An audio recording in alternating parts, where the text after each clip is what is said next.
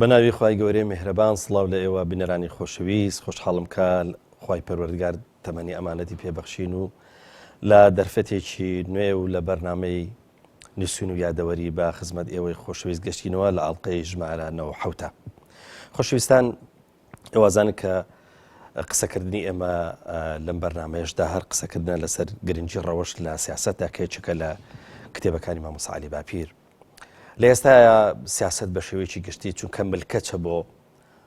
دنیای ڕێسمالیەت و بۆ بەتایبەتی بۆ دنیای سەرمایه‌داری هەستەکرێ خاڵی بۆ تۆ لە بەها ڕوحیەکان چونکە بەها ڕوحیەکان زۆر پەیوەستە بێتەوە بە مەسایلی ڕەوشت و مەسایلی ئەخلاقیەوە بۆیە ئێستا جۆرێک لە بەربەریەتی سیاسی دروست بووە ئەم بەربەریەتە ئەگەر پێشی لێ نەگیرێ و ئەگەر بەردەوام بێ یعنی کارەساتی گەورە خوڵخێنێ لەبەرەوە جارێککە قسەکردنەوە لەسەر ئەوەی کە چۆن سیاست بەرینەوە بۆ لای ئەخلاق یاخود بە پێچوانەوە ئەخلاق بەرینەوە بیبەخشینەوە بە سیاست بابەتێکی زیادە گرنگە ینی زۆر بابەتێکی هەنووکەیە و پێویستی بەوەیە کە ئەو تەکنیکانە بدۆزینەوە کە چۆن ئەخلاق و سیاست بە جۆرە لە جۆرەکان پێکەوە ئاش دەکرێنەوە کە تۆرانێکی گەورە بە بۆچوونی ئێمە لە بابەتەکە هەیە مامۆستا زۆر بەخێر بێ سوپاس دەکەین با پرسیار یەکەممان پرسیارێکی سادە بە مامۆستا ئایا بەجددی سیاست ئەوەنە کارێکی خراپ و چوزانم ناشیاوە بۆ ئینسان کە دەستی باتێ یاخود بچێتە ناویەوە تووشی بەڵێن دابڕانێکی ئەخلاقی گەورە ببێەوە پێویستی بەوە هەبێ کە جارێککە ئەخلاق سەر لە نوێ ئەخلاقی بۆ بەرینەوە یاخود سیاستێکدا بڕێژینەوە کە هەڵگری ئەخلاق بێ واتامانەوە بپرسین بزانین سیاست بۆ خۆی خەسڵەتی وایە کە ینی هەمیشە دەرەخلاق بێ یان دوور لە ئەخلاق بێ. الحمد لله رب العالمين وصلوات الله وسلامه وبركاته على حبيبنا وشفيعنا وقائدنا مقتدانا محمد وآله أجمعين من الصحب والأزواج والقرابة والتابعين لهم بإحسان إلى يوم الدين. کاک پەیوەند سیاست کە دوای چەند پێناسەیەکی بۆ دێنین پێناسەی سادەی و هەڵقوڵاوی لە واقعی کاری سیاسی ئەوەیە کە بریتە لە سەرپەرشتیکردنی کاروباری کۆمەلگا و خەڵک. بێگومان سەرپەرشتیکردنی کۆمەلگا و کاروباری خەڵک واتە بەدەستەوە گرتنی جونگەکانی دەسەڵات. ئەگەر دەسەڵاتی جێبەجێکردنە، ئەگەر دەسەڵاتی یاسادانانە، دەسەڵاتی دادوەریە و دەسەڵاتی ئابووریە، ئەمنیە، سەربازیە، مخابەڕاتی ئەو دەسەڵاتانە دەکەونە دەست ئەو لایەنەوە کە دەیەوێت سەرپەرشتی کاروباری کۆمەڵگا بکە. لە ئەنجامی کەوتنە دەستی ئەو جومگانەی دەسەڵات مرۆڤ و هەموو مرۆڤێک هەروایە خوای پەروەردگار هەم هاندەری چاکەی لە مرۆڤدا داناوە هەم هاندەری خراپە. واتە کۆمەڵێک پاڵنەر کە بەرەو چاکە پاڵی پێوە دەنێن و کۆمەڵێک هاندەریش کە بەرەو خراپە پەلکێشی دەکەن. هەمیشە لە دەرونی ئینساندا پاڵنەری خێر و شەڕ هەیە گومانی تێدانێ کە هەم خوای پەروەردگار زۆر بەڕوونی فەرموویەتی وەنەفسی وەما سەواها فەئەلهەمەها فوجوورەها وتەقواها. فەئەلهەمەها یعنی فێری کردووە، وای لێ کردووە کە بتوانێ هەم تاوانباری ئەنجامدا و هەم پارێزکاری. هەروەها پێغەمبەریش صلی الله عليه وسلم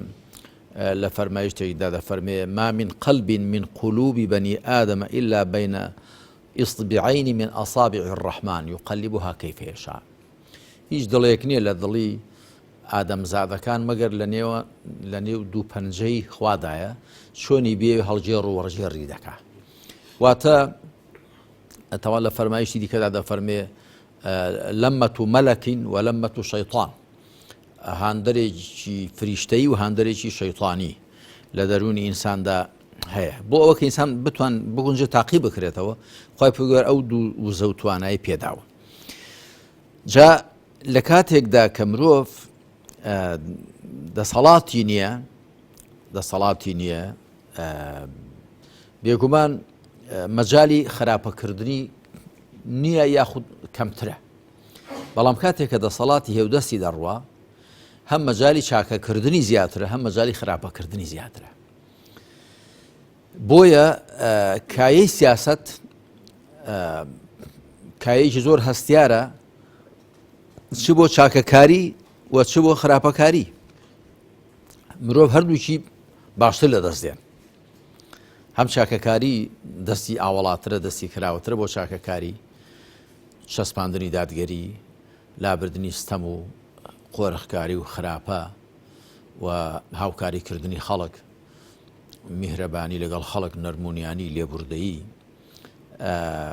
و هاوکاتیش دەستگرتنی ستەمکاران و خراپەکاران کە نەهێڵدرێ ستەم بکەن،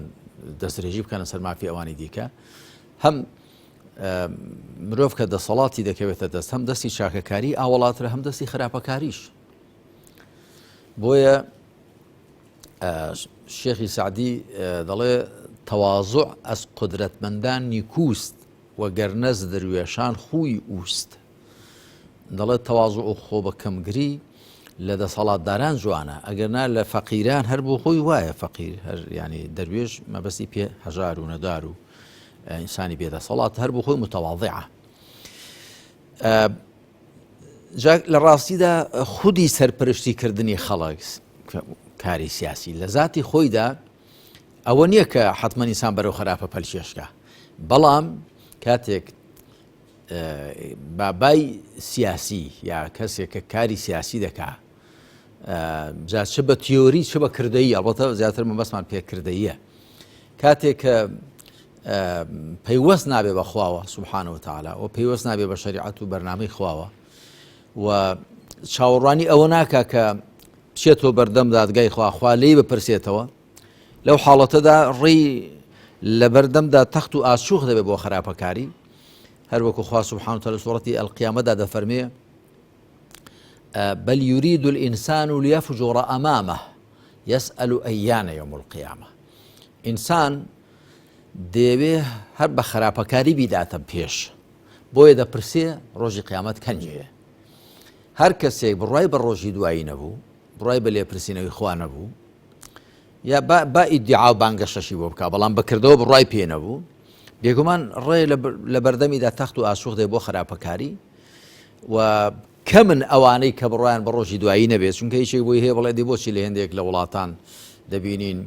ئەهلی ئیمانیش نین بە واتایە کە ئێمە دەزانین، بەڵام خراپەکاریش ناکەن. ئەوە لە ڕاستی چوارچێوەیان بۆ دانراوە و قاڵبێکیان بۆ دانراوە و خەڵک بە سەریانەوە چاو دێرە و پێشتری شەر باسمان کرد. ئەوە مەرج نییە زۆر لە چاکەی خۆیان بێت، بەڵکو کۆمەڵگایەکە ڕێگە نادا و یاسا و ڕێساکە ڕێگە نادا، چوارچێوەی کە بۆیان دانراوە ڕێگە نادا، کۆمەڵێک هۆکاری دیکە هەن و هەندێک کەسیش هەر بە خوارەسک کەیفی بە خراپە نایە. ئەوەش هەر هەیە، ینی هەر ئیمانیشی نەبێ بازە کەسێک کەیفی بە خراپە نایە. یعنی لە ئەبوبەکر سەدیق خواری ڕازی بێ جێڕدراوەتەوە کە گوتوویەتی لیان جێڕاوەتەوە کە بەر لەوەی مسڵمانیش بێ شەرابی نەخواردوێتەوە. تەماشای کردو ئینسان کە شەراب دەخواتەوە عەقڵ و هۆشی لە دەست دەدا. مرۆڤ بە عەقڵ و هۆش لە ئاژەڵ جیا دەبێتەوە. هەروەها خەڵکی دیکە هەبووە کە مەرجنی ئیمانیشی هەبێ، بەڵام ناخەکەی فیتڕەت و زگماکەکەی وایە کە لە خراپە دەپارێزرێ. بە ئەوانە کەمن. بە زۆری مرۆڤ ئەگەر ئیمانی نەبوو، پەیوەست نەبوو بە خوای پەروەردگارە و چاوەڕی لێ پرسینەوە سزا و پاداشتی خوای نەکرد،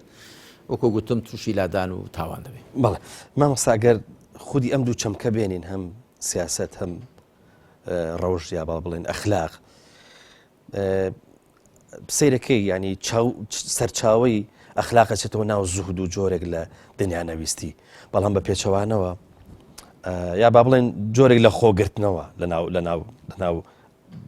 لە ناو ئەوەی کە پێگوترێت پرۆسی ئەخلاقیە، ینی جۆرێک لە خۆگرتنەوە ئەیا بە ئینسان. بەڵام سیاست هەمیشە جۆرێکە لە دنیاویستی، ینی ئەچێتەوە بۆ ناو ئەو لەزەت و ئەو با بڵێن ڕەفاهیەتی کە لە دنیای هەیە. زۆر جار مامۆستا لە ململانەکانە سیاست سەرەکەوێت بەمانایە ینی ڕەوشت بەشکی ناکات یاخود با بڵێن زۆر جار هەتا ئەو کەسانی کە هەڵگرڵی ڕەوشتێکی بارزیشن کەچنە ناو دنیای سیاستەوە سیاستەکە پیانەوێرە بەو مانایە کە جۆرێک لە دنیاویستی و دنیاخۆری بەسەریان نازاڵە بێ قسەکە لەسەرەوەی زۆر جار لەم ململانەیە مامۆستا ینی هەستەکەی ڕەوشتیش بەش ناکە نەزەم هۆکار چییە بەڵێ بۆچی خی پەروەردگار ئەو هەم پێغەمبەرانی نردوون سەڵات و سەلامی خوا لەسەر بێ کە لە سوورەتی لایەتی 165 سوورەتی ئەنیسادا دەفەرمێ دوای کە ناوی ژمارەیەک لە پێغەمبەران دێنێ عەلەیهیم سەڵات وسەلام دە 15یەکیان دەفەرمێ رسلا مبشرين ومنذرين لئلا يكون للناس على الله حجة بعد الرسل وكان الله عزيزا حكيما دەفەرمێ ئەوانە پێغەمبەرانێکی دڵخۆشکەر و ترسێنەرن دڵخۆشکەری چاکەکارانن ترسێنەری خراپەکارانن بۆچی خوا ناردوونی لئلا يكون للناس على الله حجة بعد الرسل تاکو خەڵک لە دوای هاتنی پێغەمبەران بەڵگەی نەبێ لەسەر خوا بۆ ئەوەی خەڵک بەڵگەی لەسەر خوا نەبێ خوا پێغەمبەرانی ناردوون واتە پێغەمبەران عەلەیهیم السەڵات وسەلام هاتوون تاکو خەڵک بیان و بڕاو بکەن دوای خەڵک نەڵێ خوایە من نەمزانی تۆ چۆنت پێ چاکە تاوا بکەم ئەوە تاوە پێغەمبەرێکی خوایە ناردوویەتی پێشانت دەدا جا پێغەمبەران هاتوون سەڵات و سەلامی خوایان لەسەر بێ کە بە وەحی خوا و پاشان بە زگماکێک کە بەهۆی ئەو وەحی و دین و شەریعەت و هیدایەتی خوا و بێداری دەکەنەوە ئەو فیتڕەتە کە بێدار دەبێتەوە هۆشیار دەبێتەوە واتە هەم لە دەرووندا خوای پەروەردگار شەریعەتێکی دەرونی داناوە کە فیتڕەت و زگماک و خواڕستکە و هەم لە دەرەوەی مرۆڤیش وەحی خوای پەروەردگار شەریعەتی خوا هەیە ئەو دوانە پاڵپشتی یەکدین وەکو لە سوورەتی ئەڕوومدا خوا دەفەرمێ فأقم وجهك للدين حنيفا فطرة الله التي فطر الناس عليها لا تبديل لخلق الله ذلك الدين القيم ولكن أكثر الناس لا يعلمون دەفەرمێ ڕووی خۆت ڕاستکە بە پاچی بەرامبەر بە ئاین دوایی دەفەرمێ فطرة الله التي فطر الناس عليها ئەو ئاین و بەرنامەیە کە خوا ناردوویەتی هەمان زگماکە کە خوا خەڵکی لەسەر خوڵقاندووە دوایی دەفەرمێ لا تبديل لخلق الله أو فطرة زكماك كخوا مروفي لسر سروشتاندون قراني بونيا ذلك الدين القيم أو فطرة زكماك لقلو شريعة ذاك ريكن بيكوان جوتن وكدو روي دراويكوان أو أيني ريكو راسي خواي پروردگار بلان زور بي خلچي نازانن ما بس تمويك پێغەمبەران هاتوون سەڵات و سەلامی خوایان لەسەر بێ کە ئەو لایەنی خەیر و چاکە لە مرۆڤدا پاڵپشتی ئەوە بکەن و بۆی ببنە پشتیوان بۆی ببنە هاوکار تاکو زاڵ بێ بەسەر لایەنی خراپەدا کاک پەیوەنجاری کەش هەر باسمان کردووە چاکەکردن وەکو بە هەوراز هەڵگەڕانە کوردەواری خۆمان دەڵێن پیاوەتی گۆشتی بەلەکێ دەبێ بی پچڕی بەلەک زانی کوێ بەلەک خوار ئەژنۆیە ئەو نەرمایە پیاوەتی گۆشتی بەلەکە دەبێ بی پچڕی یعنی ئەگەر تۆ بتوێت چاکە بکەیت دەبێ زەخت لە خۆت بکەیت بەڵام خراپەکاری وەکو سەرە و ژێربوونەوە وایە وەکو خلۆربوونەوە وایە بە سەرە و ژێرێکدا ئینسان بۆ خراپەکاری بە زۆری خەڵک ینی پێویستی بە خۆعەزیەتدان نییە هەر لە خۆت گەڕی خلۆر دەبیەوە بەڵام بتەوێت سەرکەوی دەبێت ئەرک دەیە بەرخۆت جا بۆیە خوا سبحانه وتعالى ئەو هەم پێغەمبەرانی ناردوون عەلەیهیم السەڵات وسەلام و پەیامی پێدا ناردوون و دوای جێنشینانی پێغەمبەران ئەوان هەمووی هاوکاری خەڵک بوون تاکو یارمەتیدەری خەڵک بن کە لایەنی چاکەیان تێدا زاڵ بێ بەسەر لایەنی خراپەیاندا و تاقیکردنەوەی مرۆڤیش لەوەدایە وەکو ئایەتەکە دەفەرمێ ونفس وما سواها فألهمها فجورها وتقواها قد أفلح من زكاها وقد خاب من دساها سەرفرازە ئەو کەسەی کە خۆی پاک و چاک کردووە نەفسەکەی خۆی و بەدبەخت و پەشیمان ئەو کەسەی کە نەفسەکەی خۆی پیس و پۆخەڵ کردو و شاردوویەتەوە لە بن کەمڕە و سەڵکی گوناح و تاواناندا بۆیە هەتا هەندێک لە کۆمەڵناسان و هەندێک لە فەیلسوفەکان دەڵێن مرۆڤ بە سروشت خراپەکارە. ئەڵبەتە من لەگەڵ ئەوەدا نیم. ئەمن پێم وایە ئەوەی خوا دەفەرمێ ئەوە ڕاستە. مرۆڤ بە سروشت هەم چاکەکار هەم خراپەکار. ونفسي وما سواها فألهمها فجورها وتقواها. فجورەکەی پێشخستووە چ ئەغڵبی خەڵکی بەرەو فجور و خراپە دەچن. بەڵام پارێزکاریش دەگون جێ بکرێتە پیشە. مرۆڤ لە ڕاستیدا وەکو تیغێکی دوودەم وایە بە هەردوو دیواندا دەبڕێ. هەم خێری لێ دەزێ هەم شەڕی لێ دەزێ. هەر ئەوە شەوای کردو مرۆڤ بە کەڵکی جێنشینایەتی خوا بێ لەسەر زەوی. خوا فریشتەکانی خوڵقاندون بەس چاکەیان لەدەستێ. لا يعصون الله ما أمرهم يفعلون ما يؤمرون. مادەی بێژیان و ڕوەک و ئاژەڵ و ئەوانەی خوڵقاندون خێر و شەڕیان لەدەست نایە. مەحکومی غەریزەکانی خۆیانن. شەیاطین تەنیا شەڕیان لەدەست دێ. ئەلبەتە شەیاطین کە خراپەکارەکانی جنن دەتوانن خراپ نەبن. بەڵام بەویستی خۆیان خراپەیان داوەتە بەر هەر خراپەیان لەدەست دێ. مرۆڤ و جن چاکە و خراپەشیان لەدەست دێن. هەر بۆیە مرۆڤ کراوە بە جێنشینی خوا لەسەر زەوی و هەڵگری ئەمانەتی خوا. کەواتە وەکوتمان سیاسەت و ئەخلاق کەواتە ئەوە ئەو کە مەگەر چۆن ئەگەر ناحوکمڕانەکان وەکو گوتم مەگەر پەیوەست بن بەخواوە مەگەر ملکەش بن بۆ شەریعەتی خوا ئەگەر ناڕوو لە خراپە دەکەن لەبەرەوە کە سروشتی مرۆڤ وایە و چاکەکردن بە زەحمەتە. بۆیەش خوا سبحانه وتعالى سورەتی قەصەسدا دەفەرمێ تلك الدار الآخرة نجعلها للذين لا يريدون علوا في الأرض ولا فسادا والعاقبة للمتقين. ئەم مەنزڵگای ڕۆژی دواییە تەرخانی دەکەین بۆ کەسانێک کە نایانەوێ بەرزی وەدەست بێنن لە سەرزەویدا و ناشیانەوێ خراپەکاری تێکدان ئەنجام بدەن. کەواتە مرۆڤ ئەگەر ئاگای لە خۆی نەبێ نەفسەکەی بەرەو خراپە پەلشێشی دەکا. وەکو شێخی بووسیری لە قەسیدەی بوردەدا دەڵێ والنفس كالطفل إن تتركها شب على حب الرضاع وإن تفطمه ينفطم. نفس وەکو منداڵ وایە ئەگەر لێی گەڕێی دەبێتە گەنجیش هەر پێخۆشە مەمچی دایکی بمژێ هەم منداڵ لێ بڕینەوە بە زەحمەتە. وئین تەفطیمه ينفطمی ئەگەر لێشی ببڕێەوە لێ دەبڕێتەوە. نەفسیش هەر کەیفی بە خراپە دێ بەڵام ئەگەر کەیفت لێ بێت و ویستت هەبێ و ئیرادەت هەبێ هەیە مەسەن زگەرە دەشێشە وڵا بۆم تەرک ناکرێ شتێکی دیکە خراپتر دەستگەرە دەخوا مەسەلەن حرام شەڕا بۆ ئەنە بۆم تەرک ناکرێ ناوانیە ئینسان خوا کە دەفەرمێ ئەو حرامانە تۆخن مەکەون دیارە لە تواناتدا هەیە ئەو چاکە ئەو حەڵاڵانە بخۆن خۆتان لەو حرامانە دوور بکردن دیارە مرۆڤ لە توانایدا هەیە کە شتی پاک و چاک بخوا خۆی لە پیش شتی پیس و زیان بەخش دوور بگرێت. بۆیە خوای پەروەردگار لەسەری پێویست کردووە. مامۆستا لە کتێبەکە ڕای هەندێک لە زانانت هێناوە چەند نمونەیەک لە کتێبەکە هەیە لەوەی کە بە جۆرە لە جۆرەکان دووریان لە سیاست کردووە. ینی ئێستا بۆ نمونە یەکی وەکو زانایەکی وەکو سعید نورسی ڕەحمەتی خوای لەبێ کە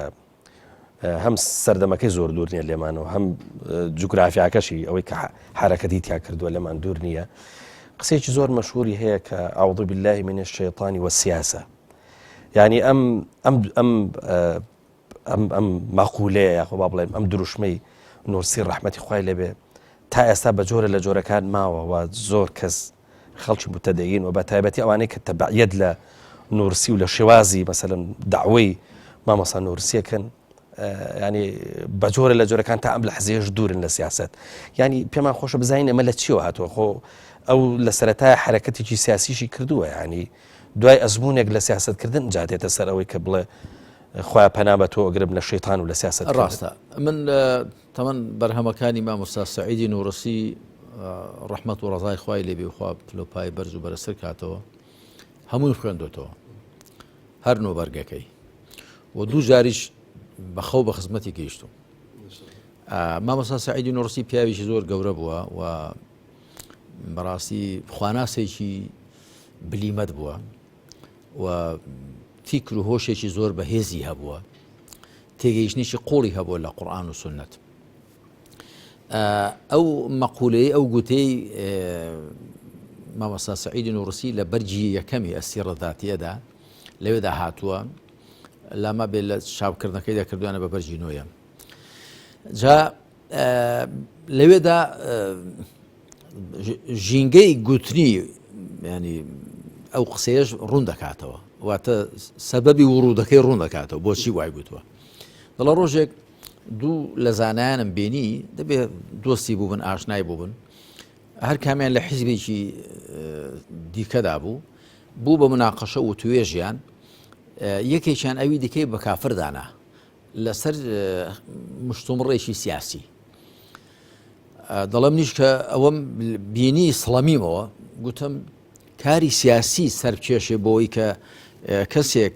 ڕەفیقەکەی خۆی بە کافردابنێ بەبێ ئەوەی کە کافر بوو بێ لەسەر ڕازیایەکی سیاسی، کاری سیاسی ئەوە هەر لێ دووری لێ بگرم لەوە دەڵێ گوتم ئەعوذ بالله من الشەیطان والسیاسە، کەواتە ئەوە هۆی گوتنی هەبووە. بەڵام بە بۆچوونی من خۆ تەنیا پێغەمبەران عەلەیهیم السەڵات وەسەلام لە هەڵە پارێزراون، غەیری پێغەمبەران هەمووی ئەگەری هەیە تووشی هەڵە ببێ. من پێم وایە مامۆستا سەعیدی نوڕسی دەبوایە ئەگە دەرفەتی بوو بێ ئێستا ناشزانین چۆ باسی هەندێک لە زانا و پێشەوایان کە دەکرێت دەبێت تۆ ئەو بارود و خشک کە تێیدا ژیاوە ئەویش بێنێ بەرچاوی خۆت. ئایا مامۆستا سەعیدی نوڕسی دەرفەتی هەبوو هەموو شتێک بڵێ هەموو ڕاستێک ڕوون کاتەوە؟ چۆ ئەوەندە ژیانەی کە بەسەری بردووە 20 ساڵ هەر دوورخراوە و هەر سزن و هەر تووشی ناڕەحەتی بووە و دوایی لێ نەگەڕاون بە ئاسوودەی بشمرێ بردنەکەشی هەر حاڵەتێکی نائاسایی بۆ دوای نەشان هێشتۆ گۆڕەکەشی بزاندرێ تا گۆڕەکەشی ونە. ئەگەنا دەبوایە بڵێ مەبەستم پێ لە سیاسەتێکە کە دینی لەگەڵدانیە ئیمانی لەگەڵدانیە. بەڵە جا ئەو کەسانە ڕەنگە بەڕواڵەت مسلمان بوون و دیندار بوون، بەڵام لەو لەحزەیەدا کە کەسێک ڕەفیقەکەی خۆی بەبێ بڕوادادانێت لەو لەحزەیەدا دین و ئیمانەکەی لەوێ نییە، ئامادە نییە، کاریگەری بەسەریەوە نییە، ناڵێن بێ ئیمان بووە. هەر وەکو پێغەمبەر عەلەیهی السەڵات وەسەلام دەفەرمێ لا يزني الزاني حين يزني وهو مؤمن ولا يسرق السارق حين يسرق وهو مؤمن ولا يشرب الخمر حين يشربها وهو مؤمن. کەسێک کە زینا دەکات لەو کاتەدا کە زیناکە دەکات ئیمانی نییە، کە دزی دەکات لە کاتی دزیەکەیدا ئیمانی نییە، کە شەراب دەخوات و لە کاتی خواردنەوەی شەرابەکەدا ئیمانی نییە. واتە لەو کاتەدا کاریگەری ئیمان هێندە بەسەریەوە نییە لەو گوناحە گەورانەی بژێڕێتەوە. ئەگەر نا بە گوناحی گەورەم ئەگەر گوناحە گەورەکە لە خودی خۆیدا کوفر و شیرک نەبێ مرۆڤ لە بازی ئیمان و ئیسلام ناچێتە دەر. بەڵام پێغەمبەر عەلەیهی سەڵات وسەلام وا دەفەرمێ بۆی بۆمان وێ نابکە کە لەو کاتەدا کەسێک گوناحێکی گەورە دەکات کاریگەری ئیمانی هێندە بەسەرەوە نییە لە گوناحە گەورەی بیجێڕێتەوە. واتە ئیمانێکی تێر و تەواوی نییە، ئیمانێکی نوقسان و کرچ و کاڵی هەیە لەو کاتەدا. مەبەستم بۆیە دەبوایە مامۆستا سەعید نوڕسی بە بۆچوونی من ڕوونی کردباوە گوتبای مەبەستم پێ لە ئەو سیاسەتەیە پەنای لێ بەخوا دەگرم کە کاریگەری ئیمانی بەسەرەوە نییە و بە هەوێنی ئیمان و دینەوە نییە و پەیوەستنێ بەخوای پەروەردگارەوە و خاوەنەکە حسابی ڕۆژی دوایی ناکە. مامۆستا درێژە بە گفتوگۆکەمان نەدەین، بەڵام پێویستم بە ناوبڕێکە. بەڵە خۆشەویستان وچانێکی کورد وەرەگرین و دێنەوە خزمەتان.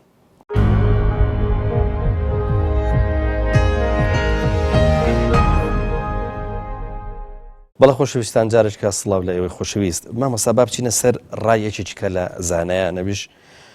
لە کتێبەکەی جەنابتە هاتووە شێخ محەممەد عەبدەیە ئەویش دەڵێ پەنا بەخوا دەگرم لە سیاست و لە وشەی سیاست و تەنانەت لەو سەرزەویەشی کە سیاسەتی تیاکرێت. ئەی ئەمان چییە؟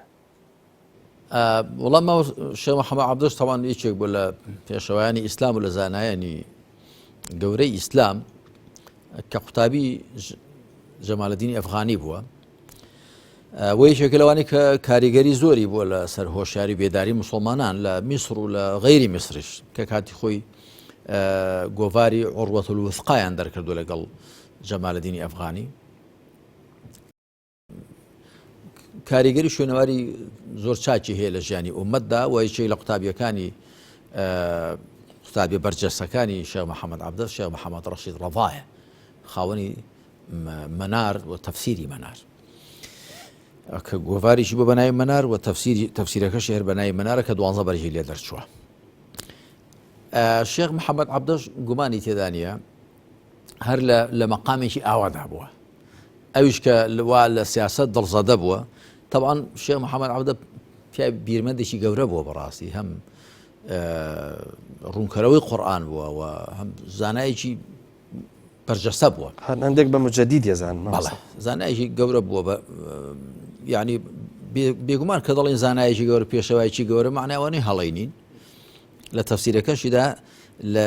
تەفسیری هێندێک ئاەتدا زیاتر بەلای ئەوەدا دایدەشێنێ لەگەڵ عەقڵ و لەگەڵ زانستی ڕۆژگاری خۆیدا بێگونجێنێ. بۆ وێنە تەفسیری تەیڕن ئەبابیل دەکا بە میکرۆب و نەخۆشی کەەوە پێچەوانەی ڕواڵەتی زمانی عەرەبی پێچەوانەی ئەوەیە و پێویستیش بەو پینۆپەڕ و تەویلە ناکا. خوا سوبحانە و تەعالە وەکو موعجزەیەک ئەو کاتە باڵندەی ناردوون بەردیان پێ بووە تەرمیهم بحیجارەتی من سیجیل. هەروەها شتی کەشی هەیە، بەڵام ئێمە دەبێت وریابین. زانایە کە تێبینیمان لەسەر شتێک دووشت سێشت دەشتیشی هەیە، بەڵام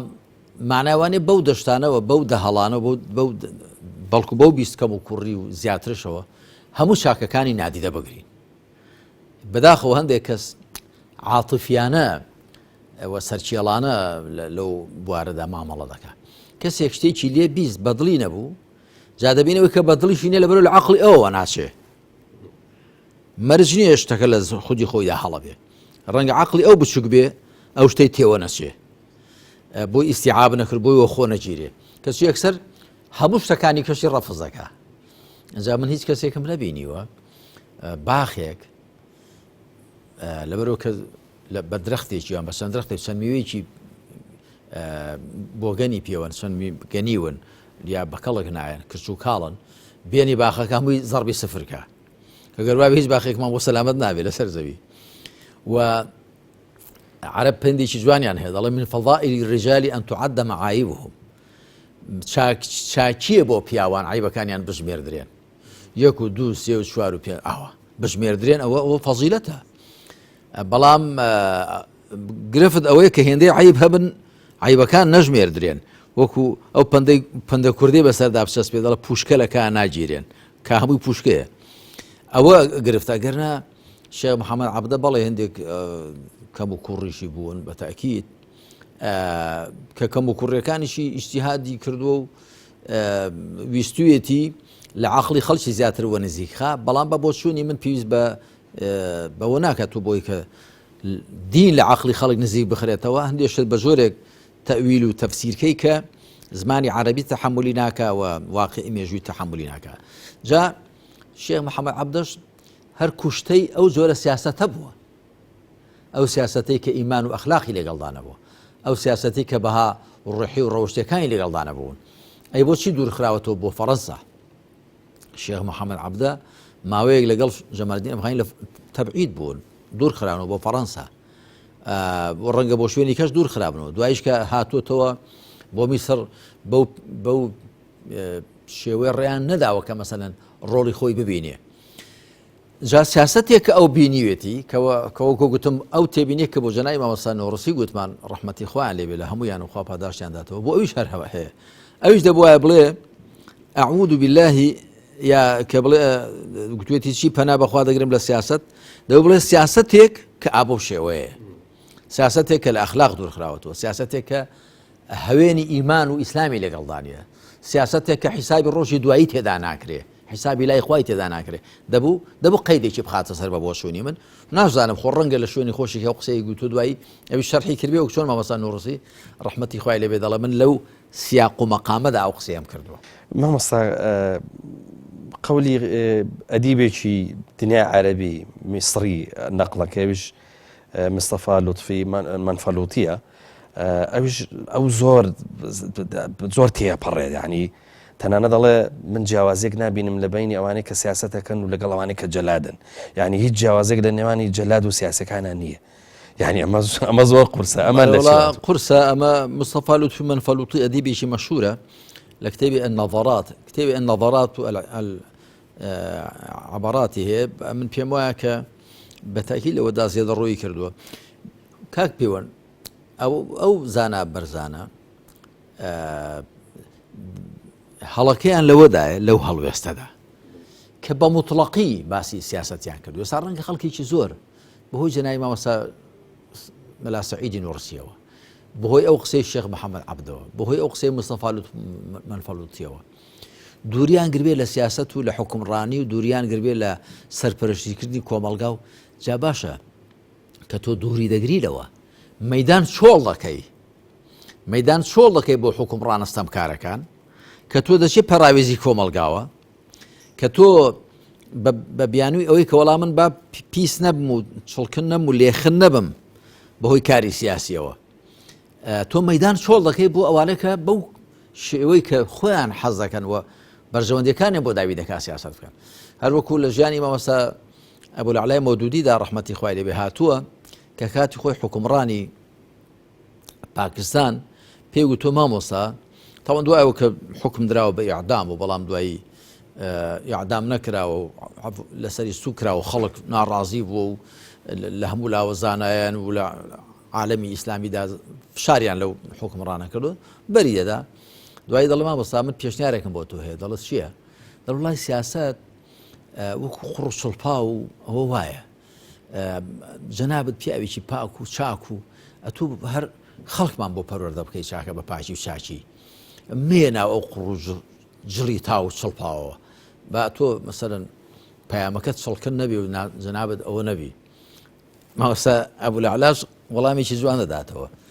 دەڵێ ئەمن بۆیە نەهاتومە نێو سیاست قوڕچڵپاوم پیاڵ پڕژێ دەڵێ ئەدی دەڵێ بۆیە هات دێمە نێو سیاسەتەوە تاکو ئەو قوڕچڵپاوەی لێ بکەینەوە تاکو سیاست حکومڕانیوا لێ بکەین قوڕچڵپا و جڵی تاوی پێوە نەبێ. جا لە حەقیقەتدا ئەو مامۆستا بەڕێزانش دەبوایە قەیدێکی بخەنە سەر نەک بە گشتی و بەڕەهایی باسی بدەبوو مەسە بۆیە نەبڵێن پەنا بەخوا دەگرم لە سیاسەتی چەواشەکارانە، سیاسەتی فێڵبازانە، سیاسەتی ستەمکارانە، سیاسەتی گەندەڵکاران، سیاسەتێک کە ئاوێتەنێ لەگەڵ ئیمان لەگەڵ ئەخلاق، سیاسەتێک کە پەیوەستنێ بەخواوە، سیاسەتێک کە خاوەنەکەی ڕۆژی دوایی تێدا ڕەشاو ناکا. پەنا بەخوا دەگرم لەو زۆرە سیاسەت و لەو زۆرە حکومڕانیکردنە نەک بەگشتی سیاسەت و حکومڕانی بخاتە نێو قەفەسی تۆمەتباریەوە و دوایی خەڵک وەکو ئەو نازانێت ئەو بۆچی ئەو قسەیە کردووە دوایی خەڵک بەگشتی وارزانێت کە هەر مرۆڤ هەر نابێت توخنی سیاست کردوە. بۆیش زۆر جار خەڵکی عەوام مەم زۆر جار لەگەڵ ئەو گوتێدا ڕوبەڕوو بوومەوە مامۆستا سیاست فرت و فێڵ نییە، سیاست درۆ دەلەسە نییە، هێزار لە توێ بڵی چی جەنابەت؟ هێزار دەڵێم مادام سیاست فرت و فێڵ و درۆ دەلەسەیە ئەی جەنابەت چۆن دەیکەی خۆ ئیسلام دروی تێدا نییە و فرت و فێڵی تێدا نییە. ئەمیش بە شوێنەی بۆم ڕوون کردوێتەوە کاکە سیاسەتی نائیسلامی فرت و فێڵ و درۆ دەلەسەیە، ئەمە سیاسەتێک کە لەسەر ئیسلام بنیاد بنرێ لەسەر وحی خوا وەکو سیاسەتی پێغەمبەران عەلەیهیمو السەڵات وەسەلام، سیاسەتی جێنشینانی پێغەمبەران و سیاسەتی ئەو حکومڕانانەی کە پابند بوون بە ڕێبازی پێغەمبەرانەوە عەلەیهیمو السەڵات وەسەلام نەخێر نە درۆیان لەگەڵ خەڵک کردووە نە خیانەتیان بە خەڵک کردووە و نە مخەنەت بوون و نە ناپاک بوون. ئەوە وان نییە، تۆ دەبێت ڕاستی کەیەوە سیاسەتی نائیسلامی سیاسەتی کە دوورە لە ئیمان و ئیسلام و ئەخلاقەوە خاوەنەکەی ڕۆژی دوایی تێدا ڕەشاو ناکە لێپرسینەوەی خوا و چاودێری خوای تێدا ڕەشاو ناکە ئەو سیاسەتەیە کە خاوەنەکەی پەلچێژ دەکا بەرە و جڵی تاوی درۆ دەلەسە و خیانەت و گەندەڵی و فەساد وەکو لەم ڕۆژگاری خۆماندا دەیبینی. مامۆستا بە قسەیەکیش لەسەر خەڵک بکەین، ینی ئەوەی کە جەنابەت دوتت خەڵکێک هەیە مەسەلەن بە نمونە هاتووە جەنابەتی ڕوبەڕووی ئەو پرسیارە کردوێتەوە کە تۆ بەلای ئەوە پیاوێکی بەڕێزیت و پێویست ناکانی بچیتە ناو دنیای سیاسیەوە چونکە پێی وابوو کە دنیای سیاسی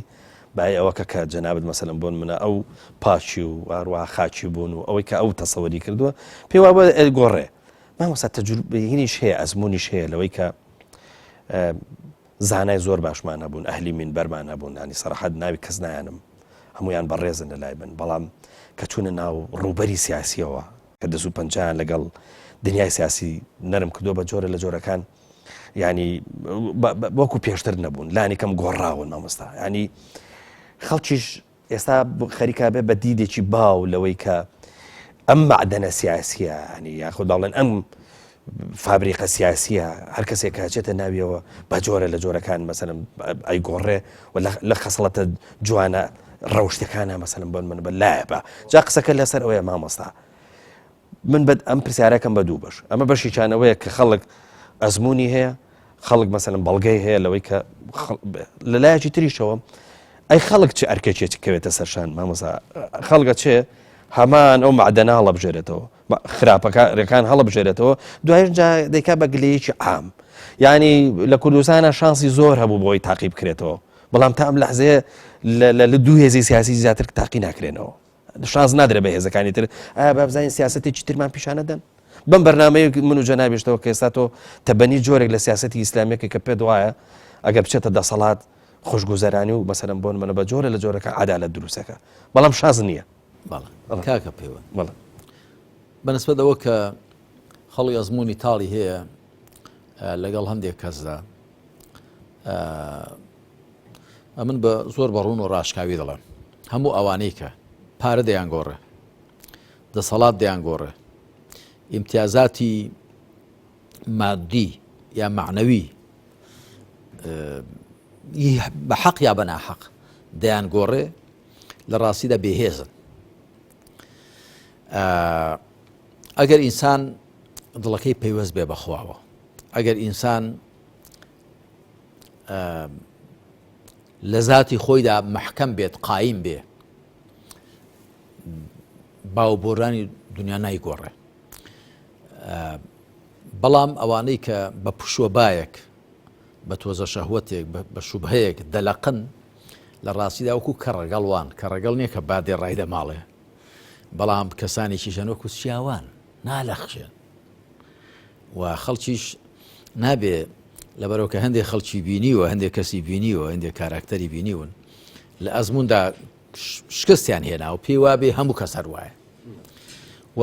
ئێمە خەڵکیشمان هەبووە لە کاری سیاسی کردو و کاریش دەکا و چۆن بۆ هەرواش ماوەتەوە بەڵکو دەبێ هەوڵ دەین لە چاکە لێ زیادکەین کەواتە بەنسبەت ئەوە کە ئەزمموی شکست خواردووی یا ناشیرینی هەندێک کەس بگشتێنرێ بەسەر هەموو لایەکدا ئەوە ستەمە ئەوە زوڵمە چونکە ئێمە دەبێ زانایان دەڵێن